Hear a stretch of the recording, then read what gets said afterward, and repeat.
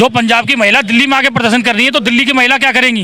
ये सब चुनावी वादे हैं और कुछ नहीं। केजरीवाल को पता है कि इस बार मैं सत्ता से बहुत ही बाहर हूँ। और इन मुफ्त की रेवड़ियों के बांटने के बजाय अगर ये विकास की योजना में तमाम राजनीतिक दल पैसा लगाए तो देश उन्नति की तरफ जाएगा। टैक्स पेयर का पैसा इस तरह से राजनीतिक दल, जैसा कि आप सभी को मालूम है, दिल्ली में चुनावी बिसात बीत चुकी है और इस बार दिल्ली की गद्दी पर किसके सर पर सजेगा जीत का ताज। मैं खड़ा हूं इस बार बाबरपुर विधानसभा क्षेत्र के 100 फुटा रोड पर और मेरे साथ लगता है कि सारे स्पोर्ट पर्सन हैं। और आप ये बताइए, आप स्पोर्ट्स से हैं? हाँ, ये हम नेशनल प्लेयर रहे हैं, एथलीट रहे हैं। सबसे पहले आप अपना परिचय दीजिए, क्या नाम है आप? मेरा नाम सुरेंद्र कुमार उपाध्याय है। सुरेंद्र जी, इस बार आपको क्या लगता है बाबरपुर विधानसभा से कौन लहराएगा जीत का परचम?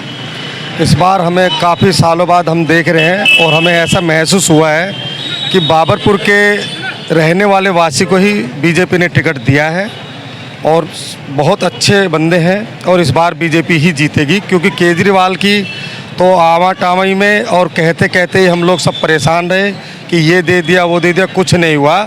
बस सबसे बड़ी खुशी ये है कि जो अनिल वशिष्ठ जी हैं वो बाबरपुर विधानसभा क्षेत्र के ही रहने वाले हैं, ना कभी यहीं पैदा हुए हैं, यहीं पढ़े लिखे बड़े हैं, वो सारी चीज़ों को जानते हैं और इस बार वही जीतेंगे, वही परचम लहराएंगे।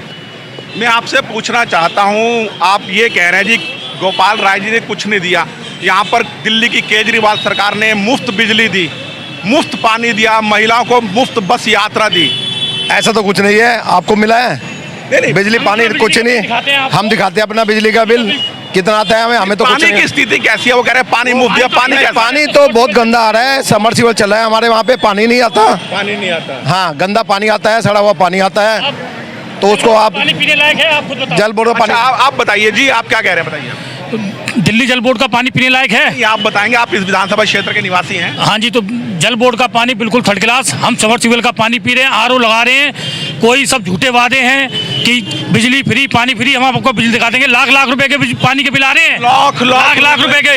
हम अपना बिल दिखा सकते हैं, 70,000 रुपए का बिल है। ये सिर्फ झूठे वादे हैं, दिखावे, चुनावे में जो घड़ियाल पैदा हो जाते हैं, ये वो है। कोई कमर्शियल फैक्ट्री है या निजी घर है आपका? निजी घर का बिल बता रहा हूँ, वेस्ट गोरख पार्क में निजी घर है। 70,000 का पानी का बिल है, जिसके चक्कर लगा के कम कराने के तो अभी तक कोई नहीं। अब केजरीवाल ने एक नया जुर्मा कही, मेरे को जिता दो तो मैं माफ कर दूंगा। ये तो पिछले 10 साल से बिल माफ नहीं किया, कोई माफ नहीं है। जो अगर बिल माफ होता तो 70,000 का बिल आता पानी का। अब बाकी हमारे समझदार बड़े भाई तिल्ली बाबा ये बताएंगे। आप बताइए जी। मैं क्या बताऊं, मेरा भाई जीतना चाहिए, अनिल वशिष्ठ। मतलब केवल आपके भाई हैं इसलिए जीतना हाँ, चाहिए? इसलिए जीतना चाहिए, प्यार मोहब्बत है मेरी। के बल पर जीतना चाहिए। बहुत पुरानी, पहले अनिल जी पूर्व चेयरमैन रहे, पूर्व चेयरमैन रह चुके हैं और जनता कॉलोनी वार्ड से जीत चुके हैं कांग्रेस की सीट पर। और अब इन्होंने बीजेपी ज्वाइन करी थी। 2 साल के अंदर इतना एक्टिव होना और सीट को लेके आना, मैं सोचता हूँ बहुत बड़ी बात है। बड़े बड़े कलाकार रह गए इसमें पीछे। अच्छा, एक बात बताइए कि ये बाबूजी आप बताइए, केजरीवाल जी ने एक और मुफ्त का झांसा दिया है कि जैसे 200 यूनिट बिजली फ्री दे रही थी, इस बार उन्होंने एक और नया पासा फेंका है कि जो किराएदार हैं, ज़्यादातर पूर्वांचल के लोग हैं, उनको किराएदारों को भी मुफ्त बिजली मिलेगी। अब मिलेगी तो किराएदार बताएंगे कि भाई हमें बिजली मिल रही है, नहीं मिल रही है फ्री। एक मकान में 1 मीटर लगा होता है, तो किराएदार को मुफ्त बिजली कैसे देंगे? कैसे पता लगेगा उसका तुम्हारे पे योजना क्या है? किसी योजना के आधार पे आप बिजली किराएदार को फ्री कर दोगे? कोई आप पे योजना बनाई है आपने? और महिला को जो 2100 रुपए देने का वादा कर रहे हैं। अरे पंजाब में चले जाओ ना आप, वहाँ पता कर लो। पंजाब की महिला आके दिल्ली में प्रदर्शन कर रही है। जो पंजाब की महिला दिल्ली में आके प्रदर्शन कर रही है तो दिल्ली की महिला क्या करेंगी? ये सब चुनावी वादे हैं और कुछ नहीं। केजरीवाल को पता है कि इस बार मैं सत्ता से बहुत ही बाहर हूँ। और ये मंदिरों को, पुजारियों को तनख्वाह देने की बात झूठी है, ये झूठी अफवाहें। अभी कुछ नहीं हुआ है, ऐसा कुछ नहीं है। Before victory Anil Vashishtha. अब आप कैलकुलेशन के आधार पे बात करो, 70 लाख महिलाएं हैं, इक्वल टू 2100 से गुना कर लो। इनका बजट क्या है सरकार का? इन पे तनख्वाहें तो दी नहीं जा रही और आप बात कर रहे हैं कि मैं 2100 रुपए महिला को दे दूंगा। सर, देखा गया है कि इन्हीं चुनावी रेवड़ियों के दम पर सत्ताएं बनती जा रही है, चाहे महाराष्ट्र हो चाहे झारखंड हो, चुनावी रेवड़ियां फेंकी जा रही है। जिसकी सत्ता है उस पर तो कम से कम रेवेन्यू आता है, वो तो अपनी योजना को अमल कर सकते हैं। आपको लगता नहीं है कि जैसे सुप्रीम कोर्ट स्वतः संज्ञान लेता है जब मंदिर मस्जिद का मामला होता है या कहीं बुलडोजर चलता है, स्वतः संज्ञान लेके उस बुलडोजर को रोक देता है? क्या अब आपको लगता नहीं जो चुनावी रेवड़ियां फेंकी जा रही है राजनीतिक दलों के द्वारा, इन पे रोक लगनी चाहिए? हाँ बिल्कुल रोकने लगनी चाहिए, ये बिल्कुल देश हित के लिए बात है। ये तो जितनी भी चुनाव के जितनी भी कोई भी रेवड़ी बांट रहा है ये सब बंद होनी चाहिए, चाहे वो कोई भी पार्टी BJP हो, कोई भी पार्टी हो, कोई भी पार्टी। जैसे कि इनका कहना है कि सुप्रीम कोर्ट को स्वस्थ संज्ञान लेना चाहिए।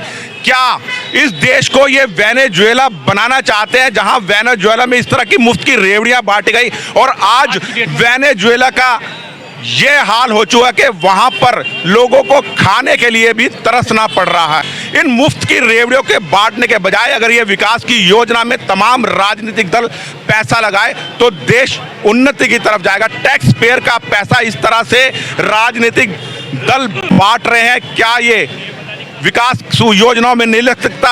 क्या सशस्त्र बलों के लिए हथियार नहीं खरीदे जा सकते, या इंटरनेट पे या पब्लिक सर्विस पे ये पैसा खर्च नहीं हो सकता? बस ज़्यादा कुछ नहीं कहूँगा, इसी के साथ अपनी वाणी को विराम देता हूँ। मैं राजेश भसीन, बाबरपुर विधानसभा के 100 फुटा रोड से। जय हिंद, जय भारत।